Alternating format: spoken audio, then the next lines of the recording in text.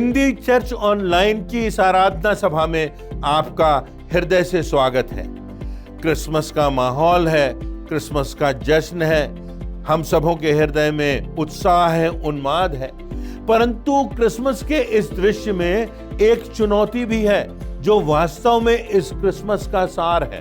तो आज हम हिंदी चर्च ऑनलाइन की इस आराधना में उस चुनौती की ओर अपना ध्यान लगाएंगे, परमेश्वर के वचनों की ओर अपना ध्यान लगाएंगे। हम इस आराधना में आगे बढ़ेंगे, उसके गीतों को गाएंगे, परमेश्वर की महिमा करेंगे, प्रभु यीशु मसीह का सम्मान करेंगे, पवित्र आत्मा की अगुवाई में आगे बढ़ेंगे।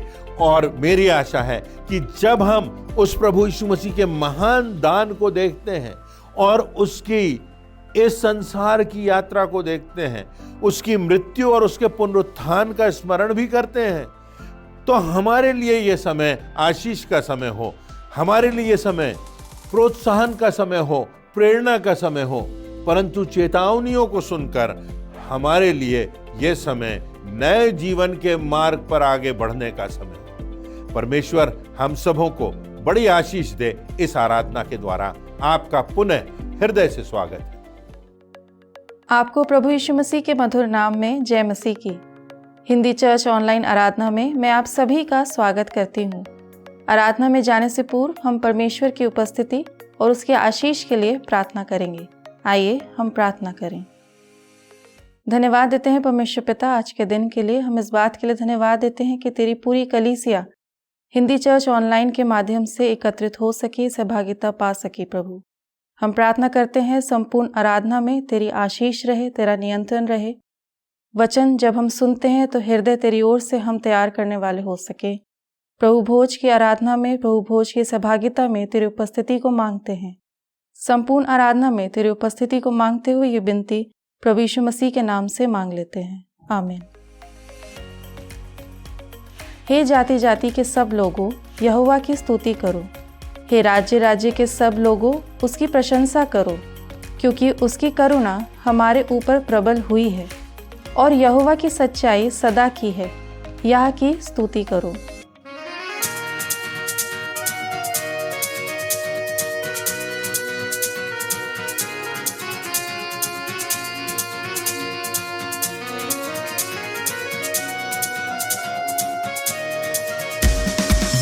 मेरे दिल झूम के गा, बीत गया वो ज़माना, जन्मा मसीह इस जग में, नई मंजिल को है पाना। है मेरे दिल झूम के गा, बीत गया वो ज़माना, जन्मा मसीह इस जग में, नई मंजिल को है पाना।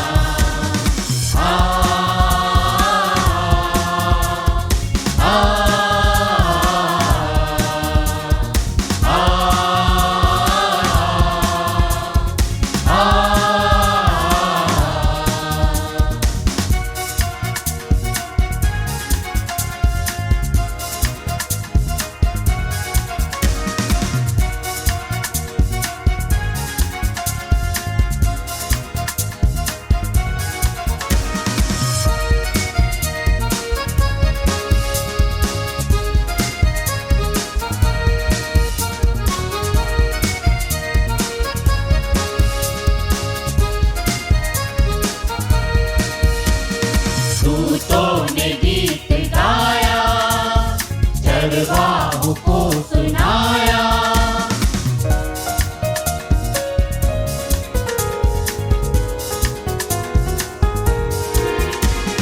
दूतों ने गीत गाया, चरवाहों को सुनाया।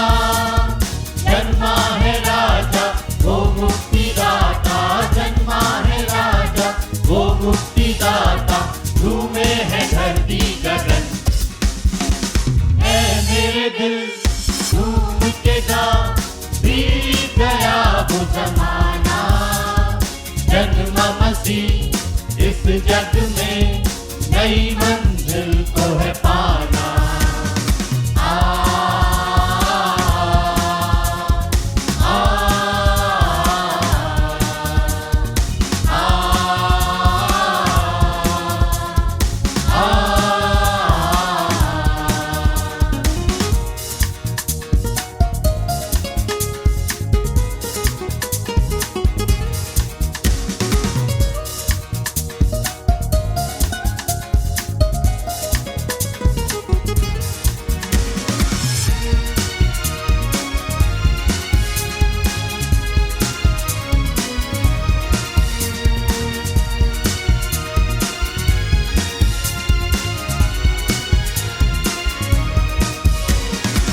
चलने लगे मजूसी, देखा नया जो तारा।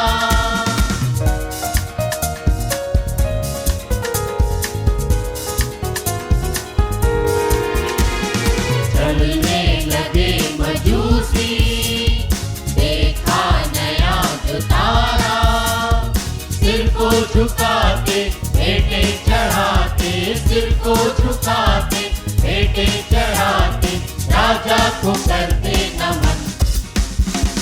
है मेरे दिल झूम के गा, बीत गया वो जमाना। जन्मा मसीह इस जग में, नई मंजिल को है पाना।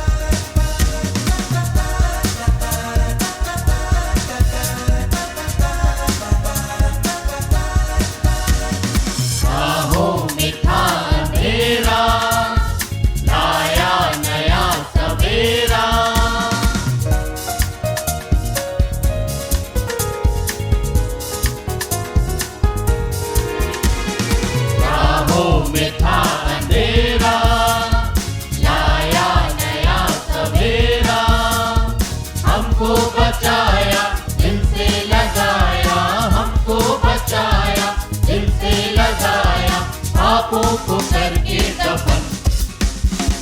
ऐ मेरे दिल झूम के गा, बीत गया वो जमाना।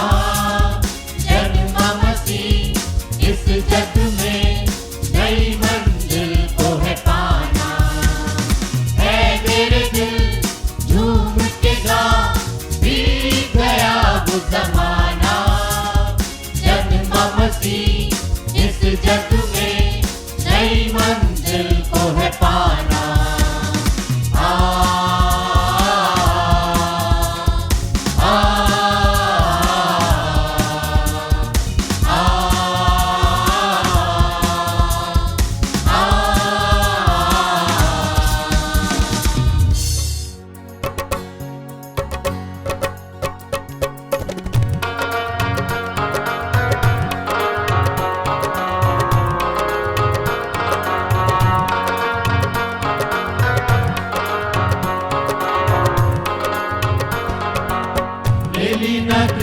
तब तारा मनाओ खुशी, खुशी मनाओ। लेली नदी तब तारा मनाओ खुशी, खुशी मनाओ।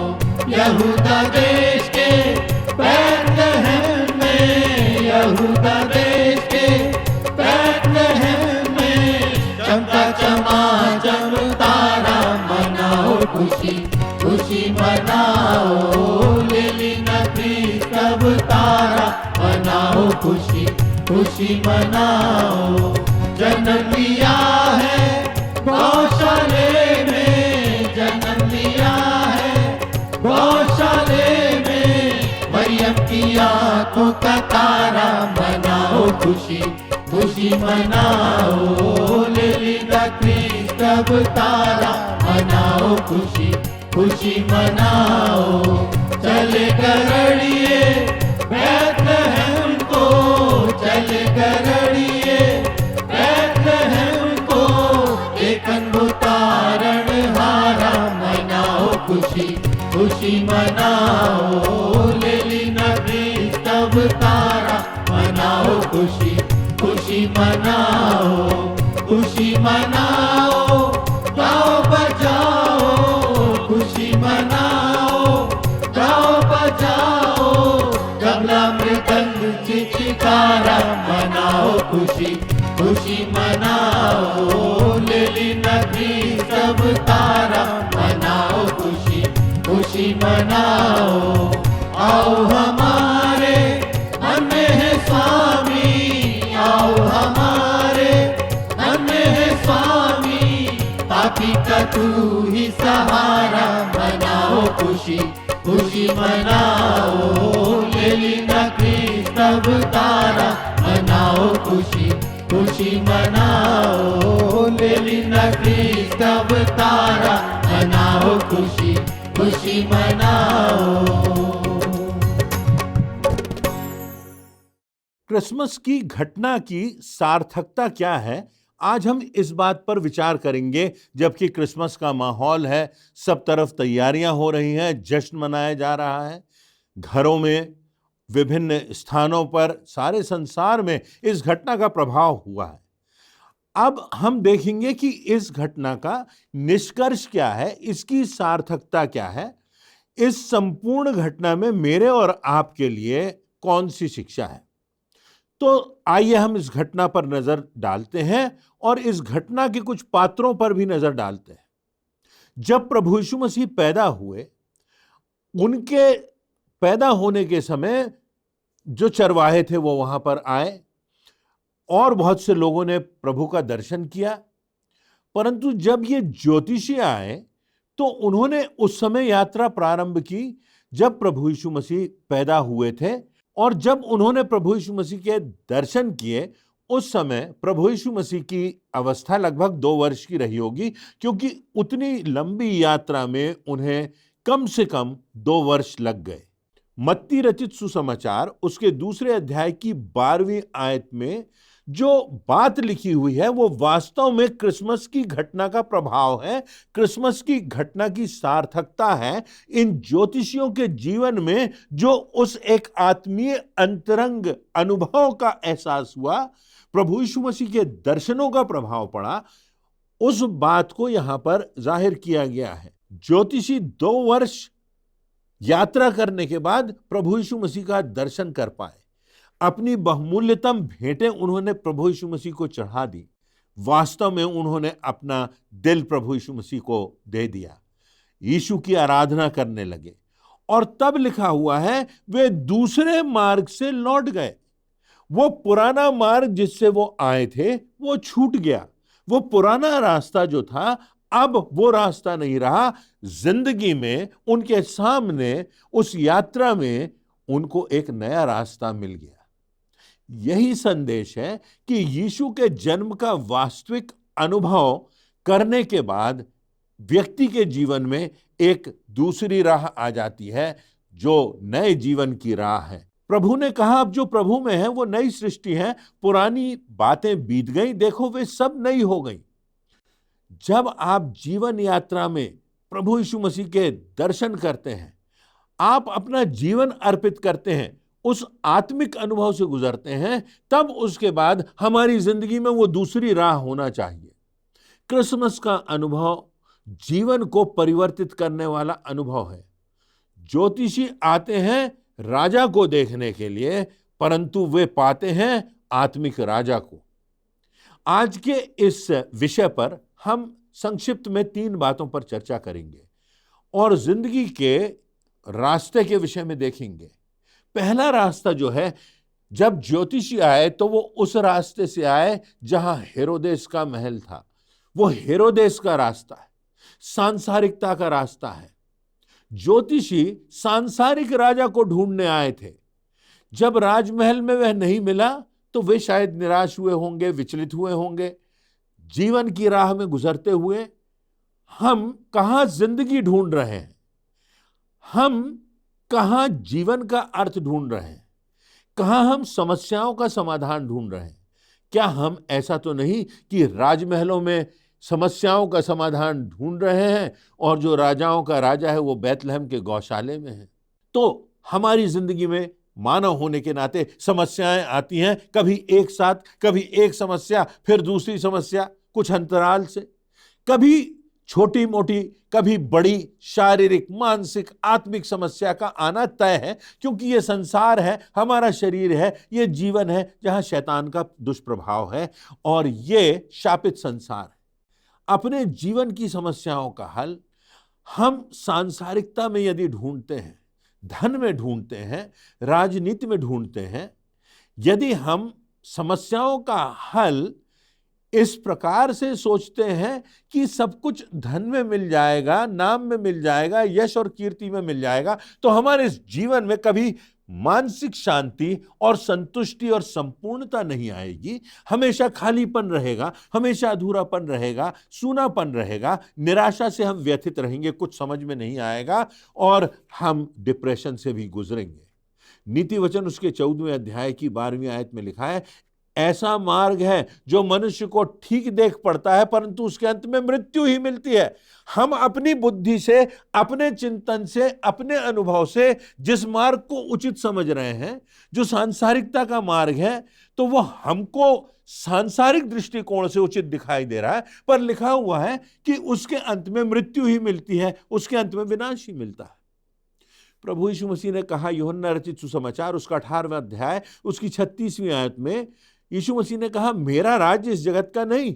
यदि मेरा राज्य इस जगत का होता तो मेरे सेवक लड़ते कि मैं यहूदियों के हाथ सौंपा ना जाता, पर अब मेरा राज्य यहां का नहीं। यीशु कहते हैं, मेरा राज्य इस जगत का नहीं। ज्योतिषी सांसारिक राजा को खोजने आए थे। हेरोदेस अपना सांसारिक राजपाट बढ़ा रहा था। हम इस संसार में रहकर सांसारिकता से प्रभावित हो जाते हैं। यीशु मसीह आज हमसे कहते हैं कि मेरा जो राज्य है वो तुम्हारे हृदयों पर होना चाहिए, वो तुम्हारी आत्मा पर होना चाहिए। रोमियो की पुस्तक उसके 3रे अध्याय की 10वीं आयत के आगे लिखा है, कोई धर्मी नहीं, एक भी धर्मी नहीं, कोई समझदार नहीं, परमेश्वर को खोजने वाला नहीं, सब भटक गए हैं, सब निकम्मे बन गए हैं, कोई भलाई करने वाला नहीं। उनका गला खुली हुई कब्र है, उन्होंने अपने जीभों से छल किया है, उन्होंने होठों से सांपों का मानो विष उगला है और उनका मुंह श्राप और कड़वाहट से भरा हुआ है। उनके पांव लोहू बहाने को फुर्तीले हैं, उनके मार्गों में नाश और क्लेश है। उन्होंने कुशल का मार्ग नहीं जाना, उनकी आंखों के सामने परमेश्वर का भय नहीं है। यह सांसारिक रास्ता, यह हेरोदेस का रास्ता। अब आप देखिए कि प्रभु यीशु मसीह ने भी चेतावनी दी। मत्ती रचित सुसमाचार उसका 7वां अध्याय उसकी 13वीं और 14वीं आयत में प्रभु यीशु मसीह कहते हैं, सकेत फाटक से प्रवेश करो, क्योंकि चौड़ा है वह फाटक और चाकल है वह मार्ग जो विनाश की ओर पहुंचाता है, और बहुतेरे हैं जो उसमें प्रवेश करते हैं।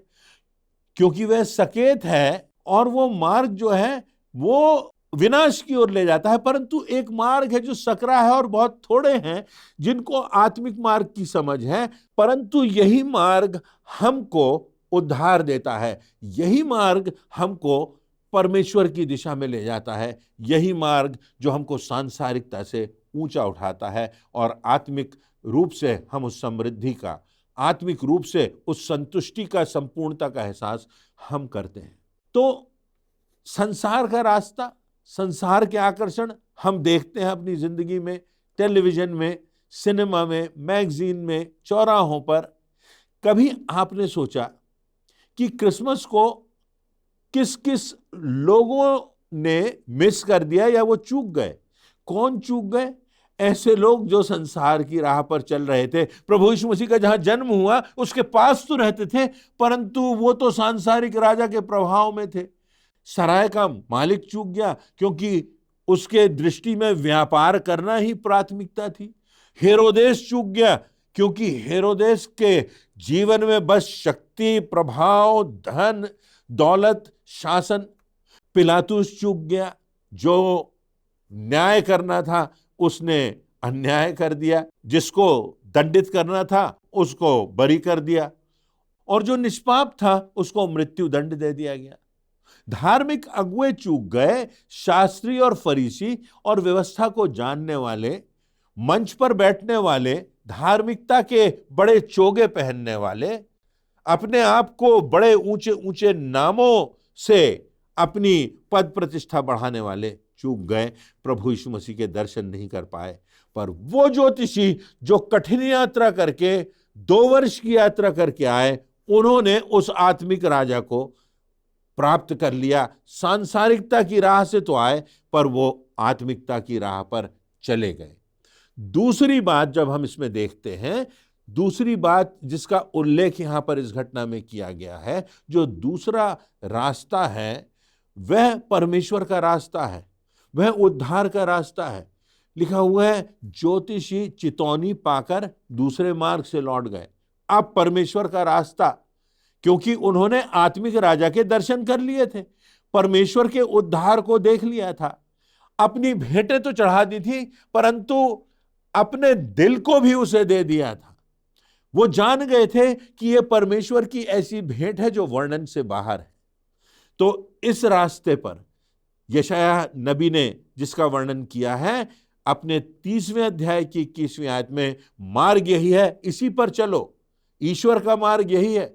यूहन्ना 14:6 में लिखा है, यीशु ने उससे कहा, मार्ग, सच्चाई और जीवन मैं ही हूं, बिना मेरे द्वारा कोई पिता के पास नहीं पहुंच सकता। संसार कहता है कि अनेक रास्ते हैं, बाइबल कहती है कि ये रास्ता है जो प्रभु का रास्ता है, जो आत्मिकता का रास्ता है, जो परमेश्वर का रास्ता है, जिसमें मार्ग है और सत्य है और जीवन है, वो प्रभु यीशु मसीह है।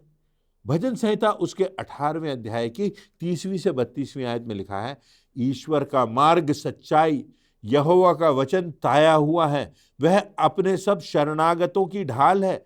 परमेश्वर छोड़ क्या कोई ईश्वर है? हमारे परमेश्वर को छोड़ क्या कोई और चट्टान है? यह वही ईश्वर है जो सामर्थ्य से मेरा कटिबंध बांधता है और मेरे मार्ग को सिद्ध करता है। यहोवा का मार्ग सच्चाई का मार्ग है। और जो इस घटना में प्रमुखतम बात है, जो मार्ग की बात है, जहां प्रभु यीशु मसीह के लिए कहा गया कि वो मार्ग, सत्य और जीवन है, वो मंजिल तक ले जाने वाला रास्ता है। तीसरी और प्रमुख बात इस घटना में हमें समझना है, प्रभु यीशु मसीह इस संसार में आए कि हमारे पापों की कीमत चुकाएं, इस संसार में आए कि निष्पाप जीवन जिए, इस संसार में आए कि परमेश्वर के जो गुण हैं उनको प्रकट कर सके। अगर परमेश्वर जीवन देने वाला है तो प्रभु यीशु मसीह ने मृतकों को जिलाया। अगर परमेश्वर क्षमा करने वाला है तो डाकू को क्षमा किया, वेश्या को क्षमा किया। यदि परमेश्वर का परमेश्वरत्व, जो सृष्टि भी जिसका हुक्म मानती है, ये सारी बातें प्रभु यीशु मसीह में दिखाई दी। अब जो प्रभु का रास्ता है वो चुनौतियों से भरा हुआ रास्ता है। वो ऐसा रास्ता नहीं है कि अगर आपने उसको स्वीकार कर लिया तो आपके जीवन में समस्याएं नहीं आएंगी। जैसा कितने लोग आज प्रचार करते हैं, प्रभु यीशु मसीह को स्वीकार कर लो, इस रास्ते पर चलो, तुम्हें धन मिल जाएगा, तुम्हारी समस्याएं हल हो जाएंगी, तुम सब रोगों से वंचित हो जाओगे, सारे रोग तुमसे दूर हो जाएंगे, सब ऐसा हो जाएगा, सब भला हो जाएगा, सब प्रकार की सांसारिक आशीषें मिलेंगी, जो तुम्हारे स्वप्न है, जो तुम्हारी इच्छाएं हैं, तुम्हारी इच्छाएं पूरी हो जाएंगी। प्रभु यीशु मसीह का रास्ता कठिनाई से भरा हुआ रास्ता है, क्योंकि इस संसार में शैतान का साम्राज्य है, इस संसार में अंधकार है, इस संसार में प्रलोभन है, इस संसार में परीक्षाएं हैं, इस संसार में भटकाने वाले लोग हैं, इस संसार में कठिन परिस्थितियां हैं, इस संसार में हर एक को मृत्यु का सामना करना है। परंतु जब हम चेतावनियों को पाते हैं, बाइबल की चेतावनियां, परमेश्वर के वचन की जो चेतावनियां हैं, जब हम प्रभु यीशु मसीह के जीवन को देखते हैं और देखते हैं कि कितना सताव प्रभु यीशु मसीह ने सहा, परंतु उसके जीवन में जो उद्देश्य था वो ये कि वो मानव जाति के लिए स्वर्ग का द्वार खोल दे, मानव जाति के पापों की कीमत चुका दे। वो इस संसार में आया था कि परमेश्वर की योजना को पूरा करे, और इसीलिए लिखा हुआ है वो स्वर्ग का सिंहासन छोड़कर चरनी में पैदा हो गया। एक गांव की गौशाला में, एक गांव की चरनी में, वहां पर प्रभु यीशु मसीह का जन्म हुआ, जो राजाओं का राजा और प्रभुओं का प्रभु था, जिसको स्वर्ग और पृथ्वी का सारा अधिकार दिया गया, जिसका अस्तित्व आदि के प्रारंभ से है, जिसका अस्तित्व अंत से लेकर कभी खत्म नहीं होने वाला, जो अनंत है, वो सीमित हो गया ताकि मेरे और आपके लिए वो इस जीवन में आशा का मार्ग दिखाए, अनंत जीवन का मार्ग दिखाए, क्षमा का मार्ग दिखाए, प्रेम का मार्ग दिखाए, मेल मिलाप का मार्ग दिखाए। हर प्रकार की जो चुनौतियां और बाधाएं हमको सांसारिकता में फंसाती हैं उनसे मुक्त कराए और हमारी आत्मा को वो इस प्रकार से स्पर्श करे कि हमारे जीवन के सारे पाप, अतीत के सारे पापों को मिटा के एक शुद्ध मन और एक पवित्र आत्मा हमको प्राप्त हो। ज्योतिषियों ने प्रभु यीशु मसीह के दर्शन में इन सब बातों को पाया और अपना जीवन उस प्रभु यीशु मसीह को समर्पित कर दिया और तब वो दूसरे रास्ते से लौट गए। तो हमें जो जिंदगी दी है उसमें परमेश्वर ने हमको विवेक दिया है, हमको चेतना दी है, हमको चेतावनियां मिलती हैं कि हम सही मार्ग पर आ जाएं। जब हमको ठोकर लगती है, जब हमारा दिल टूटता है, जब हमारे साथ विश्वासघात होता है, जब हम निराशा से गुजरते हैं, जब हमारे जीवन में बीमारियां होती है, जब हमारे प्रिय लोगों की मृत्यु होती है, ये परमेश्वर की चेतावनियां हैं कि अपनी जिंदगी को देखो, अपने हृदय को देखो, अपनी आत्मा को देखो। इस सब पाप के प्रभाव से, इस शाप से मुक्त हो जो प्रभु यीशु मसीह के रक्त के द्वारा और उसके पुनरुत्थान की सामर्थ्य के द्वारा संभव है। इसी बात में क्रिसमस का मर्म है, इसी बात में क्रिसमस का अर्थ है, इसी बात में क्रिसमस हमें चेतावनी भी देता है और आनंद भी देता है। हमको इस क्रिसमस पर आज विचार करना है कि एक और अवसर परमेश्वर ने हमको दिया है। आज कितने हैं जो इस अवसर पर क्रिसमस का आनंद हमारे साथ मना रहे हैं? हो सकता है अगले क्रिसमस में ना हो। कितने थे जो पिछले वर्षों में हमारा साथ छोड़कर चले गए, जो अपने जीवन के कम उम्र में, अल्पायु में इस संसार से विदा हो गए। कितने देर की हमारी जिंदगी है, हमको जाना वहां है और वहां का मार्ग बन करके प्रभु यीशु मसीह आया है और इसीलिए इस धरा पर हमें क्षमा देने, प्रेम देने, अनंत जीवन देने और सावधान करने, परमेश्वर के मार्ग पर चलाने प्रभु यीशु मसीह का जन्म हुआ है। तो क्रिसमस का यही सार है, क्रिसमस की यही चेतावनी है और क्रिसमस का यही सुसमाचार है कि आज भी अवसर है। प्रभु यीशु मसीह का जन्म सारे संसार के लिए हुआ है, मेरे और आपके लिए हुआ है। क्या हम इस आनंद के अवसर पर इस चुनौती पर भी गौर करेंगे और चुनौती पाकर हम अपनी जिंदगी को एक नए रास्ते पर ले जाएंगे और परमेश्वर के राज्य की दिशा में आगे बढ़ाएंगे। परमेश्वर हमको सद्बुद्धि दे, परमेश्वर हम सबों को आशीष दे और इन वचनों से हमारे जीवन में एक नया प्रकाश उत्पन्न हो। परमेश्वर आप सबों को इस क्रिसमस के अवसर पर बहुतायत से आशीषित करें, इन वचनों से आशीषित करें, ऐसी मेरी प्रार्थना। आज के आशीषित एवं प्रेरणादायक वचन के लिए हम परमेश्वर पिता एवं प्रभु के सेवक को धन्यवाद देते हैं। परमेश्वर का अनुग्रह उनके ऊपर बना रहे और आज का ये वचन हमारे पाँव के लिए दीपक और मार्ग के लिए उजियाला ठहरे। हम न केवल इन वचनों को सुनने वाले बल्कि इन वचनों पर चलने वाले बने। अब समय है कि हम प्रभु की प्यारी में शामिल हों। हम परमेश्वर के महानतम बलिदान, उसके पुत्र प्रभु यीशु मसीह को स्मरण करेंगे। प्रभु भोज में शामिल होने से पहले हम अपने मनों को तैयार करेंगे इस गीत के द्वारा।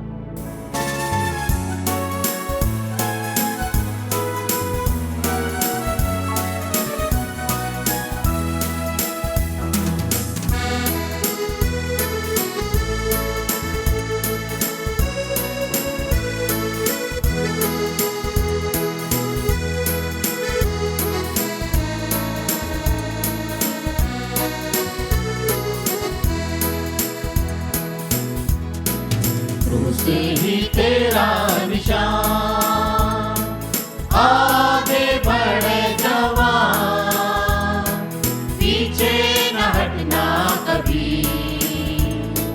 यीशु है तेरी चट्टान, क्रूस से ही तेरा निशान, आगे बढ़े जवान, पीछे न हटना कभी। तेरी चट्टान, क्रूस ही तेरा निशान, तेरे ही खातिर आया जग बचाने को, तेरे ही खातिर आया जगत में, तुझको बचाने को, तेरे ही खातिर यीशु ने खोला, तेरे ही खातिर यीशु ने खोला मुक्ति के द्वार को। तुझसे ही तेरा निशान, आगे बढ़ जवान, पीछे न हटना कभी, यीशु है तेरी चट्टान, तुझसे ही तेरा निशान। प्रभु यीशु ने जिस रात वह पकड़वाया गया, उसने रोटी ली और धन्यवाद करके उसे तोड़ी और कहा, ये मेरी देह है जो तुम्हारे लिए तोड़ी जाती है, मेरे स्मरण के लिए यही किया करो। इसी रीति से उसने ब्यारी के पीछे कटोरा भी लिया और कहा, यह कटोरा मेरे लहू में नई वाचा है, जब कभी पीते हो तो मेरे स्मरण के लिए यही किया करो। क्योंकि जब कभी तुम ये रोटी खाते और इस कटोरे में से पीते हो तो प्रभु की मृत्यु को जब तक वह न आए प्रचार करते हो। आइए हम इस प्रभु की मेज के लिए परमेश्वर को धन्यवाद देंगे। हमारे जीवते और सामर्थी पिता परमेश्वर, सारी आशीषों के देने वाले पिता, तेरा धन्यवाद देते हैं प्रभु यीशु मसीह के लिए कि हमारे खातिर क्रूस पर चढ़ाया गया, मारा गया, गाड़ा गया और मृतकों में से जी उठा कि हमको अनंत जीवन दे। धन्यवाद देते हैं इस ब्यारी के लिए पिता परमेश्वर। इस ब्यारी पर हम तेरी आशीष चाहते, जबकि इसको हम ग्रहण करते हैं तो हम अपने जीवन का मूल्यांकन करें और उसके अनुसार चलने का प्रयास करें। इस विनती को प्रभु यीशु मसीह के नाम से मांगते हैं, आमीन। प्रभु की मेज तैयार है। जिन्होंने प्रभु यीशु मसीह के नाम का बपतिस्मा लिया है वही इस मेज में सम्मिलित हो सकते हैं।